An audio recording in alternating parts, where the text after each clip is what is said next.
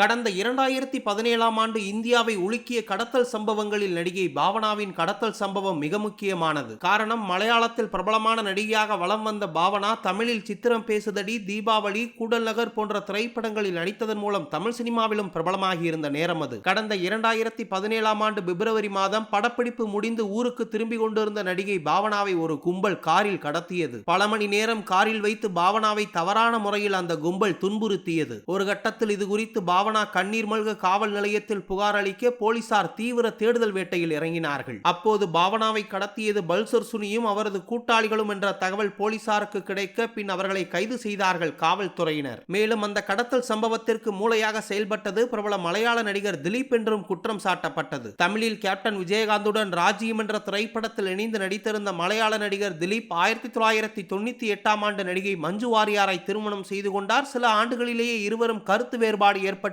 பிரிந்து சென்றார்கள். நடிகர் திலீப் மற்றும் நடிகை மஞ்சு வாரியாரின் விவாகரத்திற்கு நடிகை பாவனாவும் ஒரு காரணம் என்று கருதினார் திலீப். காரணம், படப்பிடிப்புகளில் நடிகை திலீப்பும் காவியா மாதவன் என்ற நடிகையும் நெருக்கமாக பழகி வருவதை அறிந்த பாவனா திலீப்பின் முன்னாள் மனைவி மஞ்சு வாரியாரிடம் அதை சொல்லி இருக்கிறார். அதன் பின்னரே திலீப்பும் மஞ்சு வாரியாரும் விவாகரத்து பெற்றதாக சொல்லப்படுகிறது. இதற்கு பழிவாங்க நடிகர் திலீப்பின் ஏற்பாட்டில் பாவனா கடத்தப்பட்டார் என்று குற்றம் சாட்டப்பட்டது. மஞ்சு வாரியாரின் பிரிவிற்கு பிறகு நடிகர் திலீப் காவியா மாதவனை திருமணமும் செய்து கொண்டார். இருந்தாலும் தனது முதல் திருமண வாழ்க்கைக்கு முட்டுக்கட்டையாக இருந்த பாவனாவை கடத்த திலீப் ஏற்பாடு செய்தார் என்றும் அதன் காரணமாகவே பாவனாவை திலீப் ஆள் வைத்து கடத்தினார் என்றும் குற்றம் சாட்டப்பட்டது. பாவனாவை கடத்திய போது பல்சர் சுனியும் அவரது கூட்டாளிகளும் பாவனாவை செல்போனில் படம் பிடித்து வைத்திருந்தார்கள். அந்த படங்கள் அடங்கிய மெமரி கார்டு குறித்து போலீசார் தீவிர விசாரணையில் ஈடுபட்ட போது கொச்சி அருகே காகநாட்டில் உள்ள நடிகை காவியா மாதவனின் ஆடை நிறுவனத்தில் அந்த மெமரி கார்டு அளிக்கப்பட்டதாகவும் அங்குள்ள கம்ப்யூட்டர், சிசிடிவி கேமரா பதிவுகள் என அனைத்தையும் போலீசார் பல மணி நேரம் ஆய்வு செய்த போதும் எந்த தடயங்களும் கிடைக்கவில்லை. காரணம், செல்போன் மெமரி கார்டை காவியா மாதவன் அளித்ததாகவும் குற்றம் சாட்டப்பட்டது. நடிகர் திலீப்பின் இரண்டாவது மனைவியான காவியா மாதவனை பொறுத்தவரை தமிழ் சினிமாவில் என்மனவானில், சாது மிரண்டால் போன்ற திரைப்படங்களில் நடித்திருந்த ஒரு மலையாள நடிகை.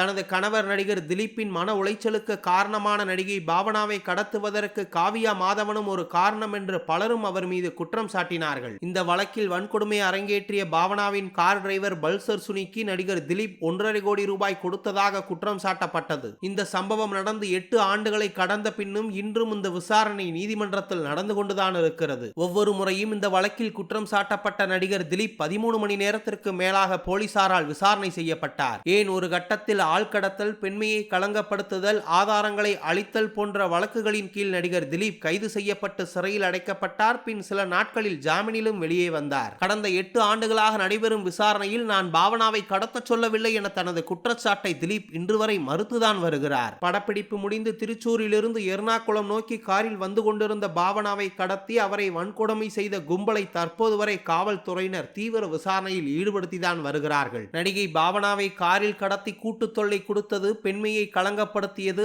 ஆதாரங்களை அளித்தது, ஆபாசமாக படம் பிடித்தது, மேலும் அதனை பகிர்ந்தது என இத்தனை குற்றங்களையும் நிகழ்த்தியதற்கு சதித்திட்டம் தீட்டியதாக நடிகர் திலீப் மீது குற்றம் சாட்டப்பட்டு 8.5 ஆண்டுகளுக்கு பின்பு இந்த வழக்கில் இன்னும் சில மாதங்களில் தீர்ப்பு வெளியாக உள்ளது.